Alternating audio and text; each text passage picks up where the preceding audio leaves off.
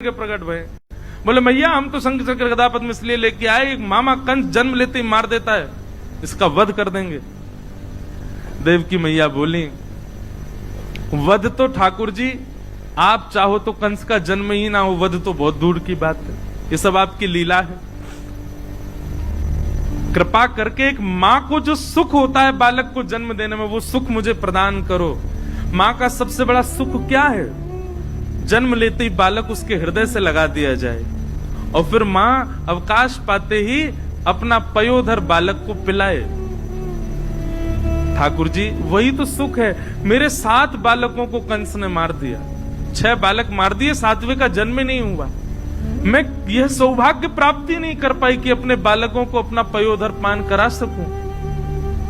कृपा करके आप परब्रह्म मेरे यहां पुत्र बन के आए हो, छोटे से बालक बन जाओ, मुझे अनुभव करा दीजिए ना कि हाँ सच में आप बालक बन के आए हैं, मेरा पयोधर पान कर रहे हैं।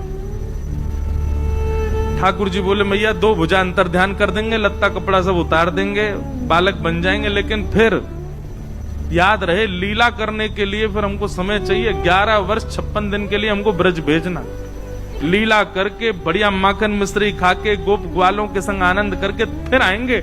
11 वर्ष का प्रतीक्षा करनी पड़ेगी, तब आकर के हम महाराज कंस को वध करेंगे। मंजूर हो तो बताओ। तो मैया ने दूसरा भाव अपनाया, बोले क्षण भर का संयोग मिले, उसके बाद भले ही 11 वर्ष का वियोग मिले, कोई दिक्कत नहीं, आप गोद में आओ। ठाकुर जी ने अपनी 2 भुजा अंतर ध्यान कर ली, कौस्तुभ मणि अंतर ध्यान कर ली और बताएं आज हरि देखे नंगम नंगा, सब वस्त्र उतार करके देखो खुद ही लेट गए और लेट करके दोनों भुजा और हाथ उठा के रोने लगे बन गए बालक।